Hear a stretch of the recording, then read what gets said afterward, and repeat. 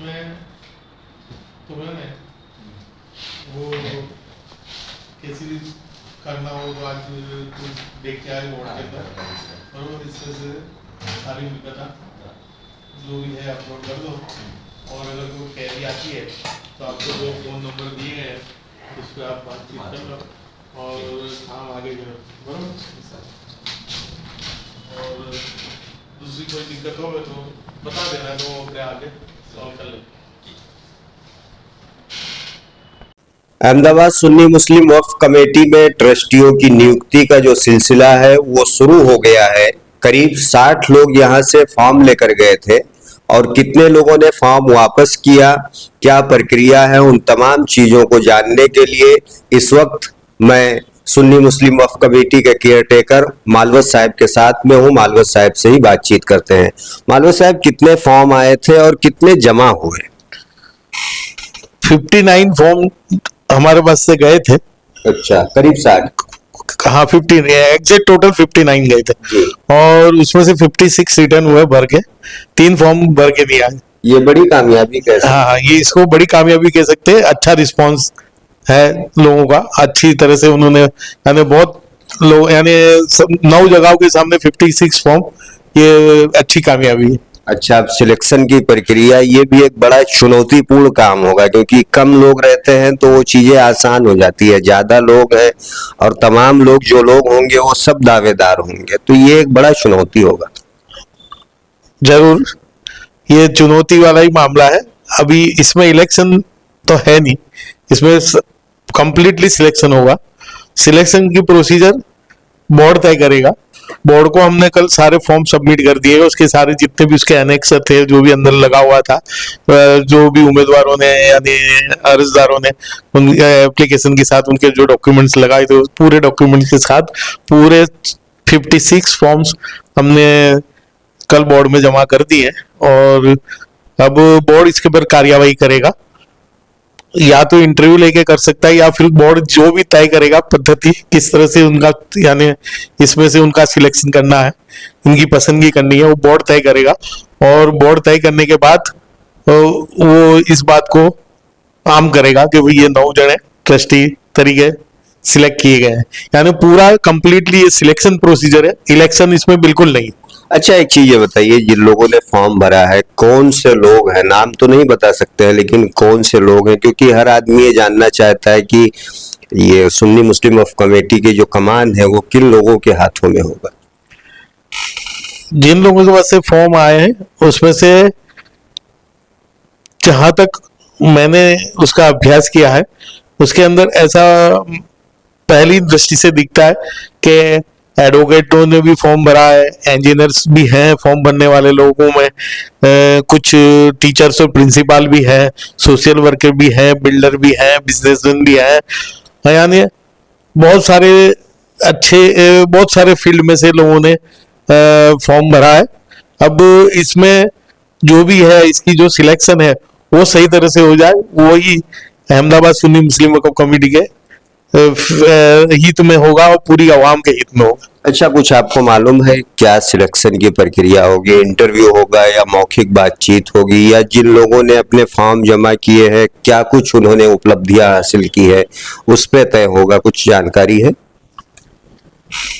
अब ये तय करना है, बोर्ड को तय करना है। हो सकता है कि इंटरव्यू भी हो सकता है कि उन्होंने जो फॉर्म भरे उसमें से भी सिलेक्शन हो। किस तरह से सिलेक्शन होगा वो बोर्ड की जब मीटिंग होगी बोर्ड तय करेगा और बोर्ड तय करने के बाद हमको इन्फॉर्म करेगा तो हम इन लोगों को इन्फॉर्म कर देंगे कि भाई अगर इंटरव्यू की डेट देता है बोर्ड तो हम इंटरव्यू डेट की उनको मालूमात दे देंगे, या बोर्ड अगर और कोई प्रोसीजर तय करता है सिलेक्शन का तो उसकी भी हम जानकारी बोर्ड से हमको मिलने के बाद तुरंत हम उनको पहुंचा देंगे। कैसे वो जानकारी, मतलब आम करेंगे या जिन लोगों ने फॉर्म भरा है उन लोगों तक ही वो जानकारी पहुंचाएंगे कि भाई अब आगे की प्रोसेस क्या है?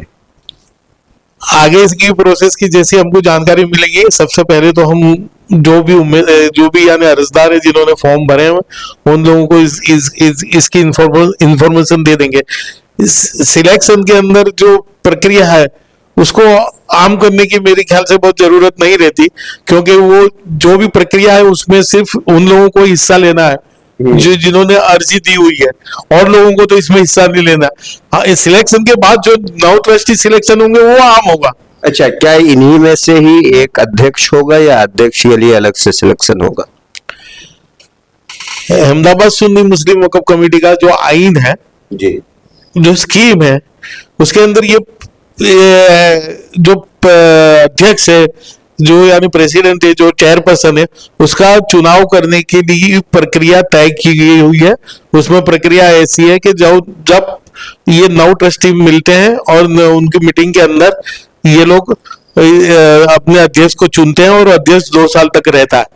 अच्छा, क्या पुरानी कमेटी के लोग कुछ हैं इसमें? क्योंकि सवाल इसलिए खड़ा होता है कि आपने ही पहले बताया था कि यहाँ पे राज्यसभा के जैसा होता है कि कुछ लोग जाते हैं, कुछ नए आते हैं, उनको पूरा प्रोसेस समझाया जाता है ताकि उन्हें किसी तरीके से इसे चलाने में दिक्कत ना हो। तो क्या कोई पुराने लोग हैं जो नई कमेटी से जुड़े लोगों को चीजें क्योंकि बहुत सारे जगहों पर काम हिकमत से भी निकल जाता है। नहीं, ये फर्स्ट टाइम है ऐसा कि इसमें अभी एक भी ट्रस्टी फिलहाल है ही नहीं, क्योंकि यहाँ मेरा एडमिनिस्ट्रेटर यानी केयर टेकर की अपॉइंटमेंट बोर्ड ने की है। मैं केयर टेकर तरीके की अपनी ड्यूटी कर रहा हूँ, यानी यहाँ अभी कोई ट्रस्टी है नहीं। यानी पूरे 9 ट्रस्टी नए आएंगे और उनको अब काम समझाने के लिए मैं सेक्रेटरी हूँ और यहाँ का स्टाफ भी है, तो हम लोग जो भी है प्रक्रिया उनको समझा देंगे। अच्छा, एक क्या अपील करेंगे आखिरी, ताकि ऐसे लोगों के हाथ में कमान जाए जो पूरे उम्मत के लिए काम कर सके? हम तो अपील यही करेंगे कि ये गुजरात की सबसे बड़ी संस्था है, बहुत बड़ी, यानी इसके ऊपर बहुत सारे लोगों को उम्मीद होती है कि ये संस्था से आवाम को, कौम को फायदा पहुंचे। और हम हर फील्ड में काम कर रहे हैं, हम एजुकेशन में काम कर रहे हैं, हम यतीमों पर काम कर रहे हैं, हम गरीबों पर काम कर रहे हैं, हम मसाजिदों और मदरसों, दरगाहों का भी जो हमें रख रखाव कर रहे हैं। तो ये सारी बहुत सारी चीजें हैं यहाँ जिसको देखा जा सकता है। तो हम कौन सी और जो आने वाली ट्रस्टी हैं उनका चुनाव के लिए हम यही अपील करेंगे कि ऐसे अच्छे लोगों का चुनाव किया जाए कि जो दीन और दुनिया दोनों का जानकार हो। इस फॉर्म भरने वालों में आलिम ने भी फॉर्म भरे हुए हैं। हम अपील करेंगे कि दीन और दुनिया दोनों जानने वालों को एक बैलेंस हो और उसी तरह से इसका चुनाव, इसका सिलेक्शन भी हो और ऐसे लोगों को पसंद किया जाए जो बेहतर तरीके से इस संस्था को आगे ले जा सके, क्योंकि ये 114 साल पुरानी संस्था है और यानी बहुत सालों से ये कौम की सेवा में अपना काम कर रही है, योगदान दे रही है। तो आगे भी ये चलती रहे और अच्छे लोग आए और इसमें अपनी खिदमत अंजाम दें। शुक्रिया मालवा साहब। तो ये थे मालवा साहब जिन्होंने साफ कहा कि अहमदाबाद सुन्नी मुस्लिम वक्फ कमेटी ये एक कमेटी नहीं है बल्कि अहमदाबाद शहर की पहचान है, क्योंकि अहमदाबाद की सबसे बड़ी संस्था है और सबसे पुरानी संस्था है। जो पिछली कमेटी थी उस कमेटी की उपलब्धियों की अगर बात की जाए तो यहाँ का जो चंदा था, यहाँ का जो इनकम था वो कुछ हजार था, लेकिन उन लोगों की मेहनत की वजह से कुछ लाख रुपए तक पहुंच गया था। इसीलिए कहना ये होगा कि जो नई कमेटी से जुड़े लोग आएंगे, जिनका सिलेक्शन होगा, उनके लिए चुनौतियां और बढ़ जाएंगी कि जो पिछला रिकॉर्ड रहा है उससे बेहतर करके दिखाएं और पूरे उम्मत को अहमदाबाद सुन्नी मुस्लिम वक्फ कमेटी से फायदा पहुंचाया जा सके। ऐसे में देखना दिलचस्प होगा कि गुजरात वक्फ बोर्ड किन लोगों के नामों पर मंजूरी का मोहर लगाती है।